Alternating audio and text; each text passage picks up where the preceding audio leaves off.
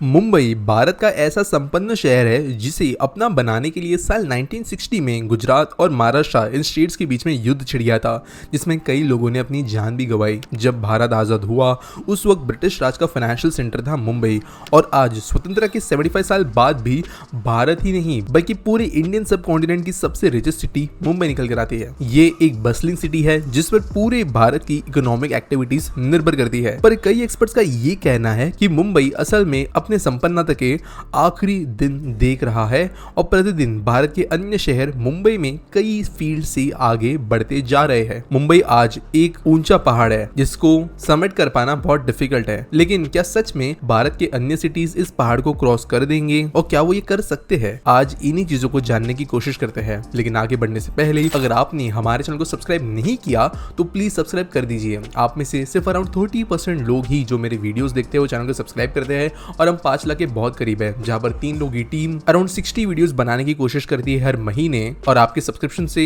और लाइक से हमें बहुत ज्यादा सपोर्ट मिलता है। बढ़ते हैं आगे। आज की मुंबई एक जमाने में अंग्रेजों की बॉम्बे थी, जो उन्हें साल 1961 में पोर्चुगीज से डावरी के रूप में मिली थी या दहेज में। अब ये जो 7 आइलैंड्स थे वो एक पूरी श्रृंखला थी जिनके बीच में पानी था, लेकिन ये लोकेशन बहुत स्ट्रेटेजिक थी जिसका फायदा अंग्रेज उठाना चाहते थे। ऊपर से 17वीं सेंचुरी में अंग्रेजों की पूरी मोनोपोली थी वर्ल्ड के ओपियम ट्रेड में। अब बस उन्हें एक अच्छे डीप सी पोर्ट की जरूरत थी जहां वो ओपियम को इंडिया से चाइना जैसी कंट्रीज में ले जा सके, जिसके लिए उन्होंने 7 आइलैंड्स की श्रृंखला करके बॉम्बे को बनाया। और यहाँ पर बहुत रिक्लेमेशन हुआ, या पानी के अंदर जमीन बनाई गई मिट्टी डाल डालकर, और इस शहर को उस जमाने के एक वर्ल्ड क्लास पोर्ट सिटीज के अंदर शामिल करवाया। ब्रिटिश एम्पायर की बहुत बड़ी इकोनॉमी के साथ मुंबई की इकोनॉमी भी आगे बढ़ती गई, जहाँ इंडिया के पारसीज, गुजरातीज, मारवाड़ीज ये भी मुंबई में बहुत ज्यादा इन्वॉल्व होने लगे और इसकी ग्रोथ में इंटरेस्ट दिखाने लगे। और 20वीं सेंचुरी तक ब्रिटिश बॉम्बे एक इकोनॉमिक पावर हाउस बन चुका था, जहाँ कई इंडियंस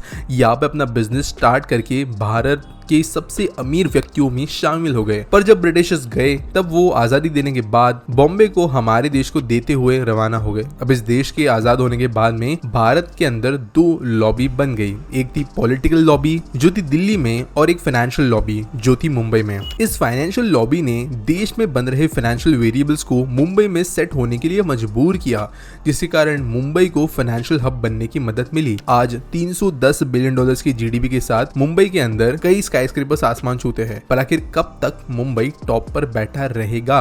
अगर एक्सपर्ट्स की बात माने तो ये बस कुछ टाइम की ही बात है जहां पर मुंबई को टॉप रहने के लिए मौका मिलेगा, क्योंकि अब भारत डेवलपमेंट की राह पर चल रहा है, और इसी की वजह से भारत के कई शहर अब पहले जैसे नहीं रहे, और अब ऐसा नहीं रहा है कि वो मुंबई से कम्पीट नहीं कर पाएंगे। आज इन्वेस्टर्स मुंबई के एक्सपेंसिव लैंड को खरीदने के लिए मजबूर नहीं है। उनके पास में बेंगलुरु, हैदराबाद, चेन्नई, नोएडा, गुड़गांव इन जैसे कई टियर 1, टियर 2, टियर 3 सिटीज है जहां पर वो ज्यादा एफिशिएंटली अपने पैसों को इन्वेस्ट कर सकते हैं। अब मुंबई का डाउनफॉल उसके ग्रोइंग फेज में ही शुरू हो गया था, क्योंकि जहां मुंबई कई इंटरनेशनल इन्वेस्टमेंट के लिए पहली पसंद थी, तो कई बड़े बड़े कंपनीज अपने हेडक्वार्टर यहाँ एस्टैब्लिश करते थे। लेकिन उसी समय पर मुंबई के जो डोमेस्टिक बिजनेस है वो बंद हो रहे थे, जिसके ऊपर खुद कभी मुंबई ने ध्यान नहीं दिया। जैसे मुंबई इंडिया की टेक्सटाइल इंडस्ट्री का केंद्र हुआ करता था। इस टेक्सटाइल इंडस्ट्री ने ब्रिटिश राज में मुंबई के दौरान धनवान बनाया था, जहां मुंबई इतने बड़े ब्रिटिश एम्पायर के लिए टेक्सटाइल इंडस्ट्री को सर्व करती थी। साल 1854 में कुंवर जी नानाभाई दावर नाम के एक पारसी व्यापारी ने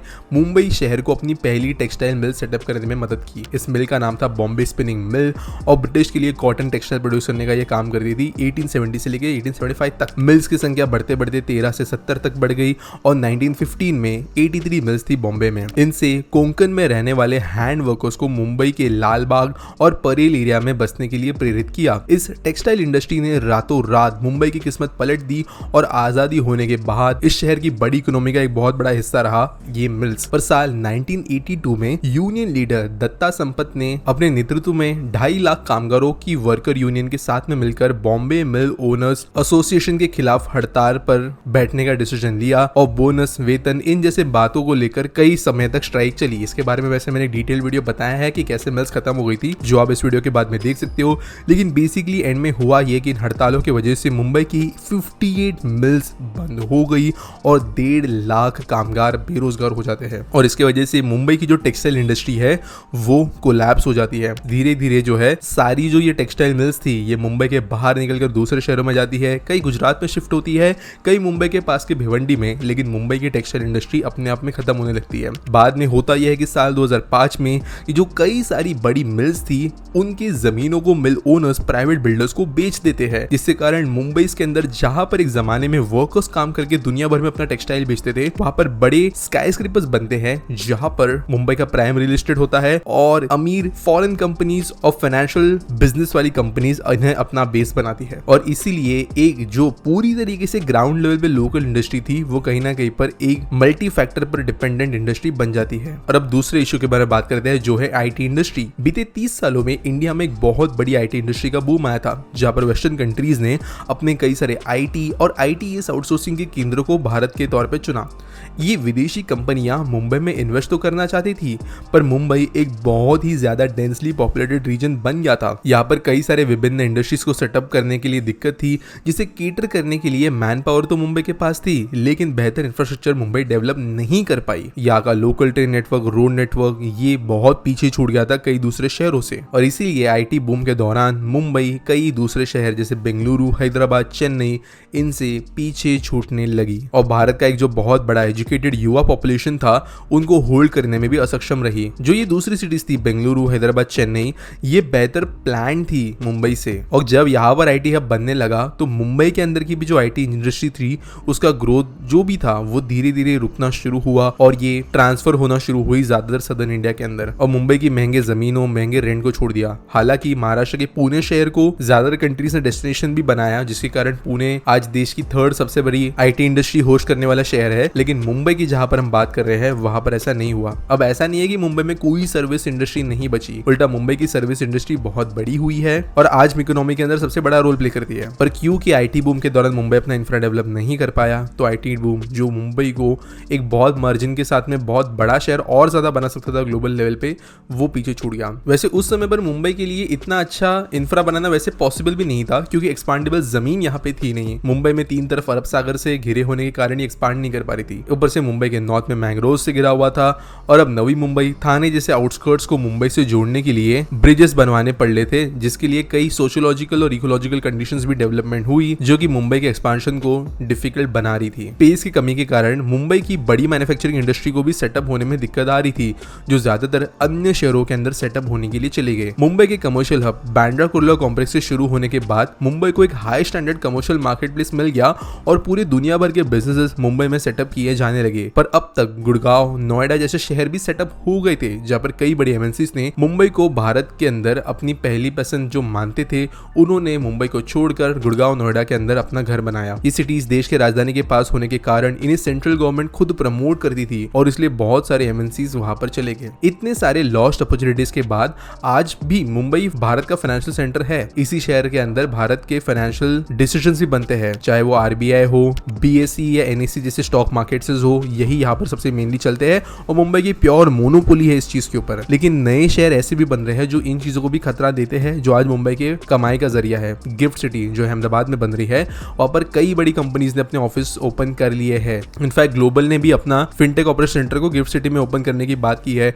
एसबीआई अपने रीजनल हेडक्वार्टर्स यहाँ पे बना रही है और यहाँ पर मल्टीपल तरीके के modern stock exchanges already function कर रहे हैं। आईएफएससी या इंटरनेशनल फाइनेंस सर्विसेज सेंटर यहाँ पर बनना शुरू हो गया है और यहाँ पर ट्रेडिंग और स्टॉक मार्केट के अंदर जो इन्वेस्टमेंट्स होती है वो चीजें भी शुरू हो चुकी है जहाँ पर कंपनी की लिस्टिंग्स भी हो रही है और धीरे धीरे मुंबई जो है वो इन बिजनेस को भी लूज कर रहा है। और महाराष्ट्र गवर्नमेंट के लिए कोई नई बात नहीं है क्योंकि पिछले साल ही जब महाराष्ट्र गवर्नमेंट ने ऑलमोस्ट $20 बिलियन की फॉक्सकॉन वेदांता डील को सील होते होते गुजरात में शिफ्ट होते हुए देखा था और ऐसे होते ही आ रहा है, चाहे वो छोटी इंडस्ट्रीज हो, बड़ी इंडस्ट्री हो, वो गुजरात में शिफ्ट होते जा रही है जिनमें कई इंडस्ट्रीज ऐसी भी है जो लॉन्ग टर्म मुंबई का स्ट्रॉन्ग ग्राउंड रही है। एक और एग्जांपल की बात करते हैं डायमंड बोर्स। आज भले सूरत दुनिया का सबसे बड़ा डायमंड पॉलिशिंग सेंटर क्यों ना हो, मुंबई के अंदर इसकी ट्रेडिंग होती है जो कि मुंबई के भारत डायमंड बोर्स में होता है जो कि बीकेसी में है। लेकिन इसी चीज को कम्पीट करने के लिए सूरत ने बनाया सूरत डायमंड बोर्स जहां पर जो बीकेसी में होने वाली ट्रेडिंग है उसको सूरत में शिफ्ट करने का काम चल रहा है और 6 महीने तक रेंट फ्री, मेंटेनेंस फ्री जैसे इंसेंटिव्स दिए जा रहे हैं बिजनेस को सूरत शिफ्ट होने के लिए और इसके कारण मुंबई जो है अपने और कुछ बिजनेस को खोने की कोशिश कर रहा है। हालांकि मुंबई या महाराष्ट्र, नवी मुंबई, पुणे,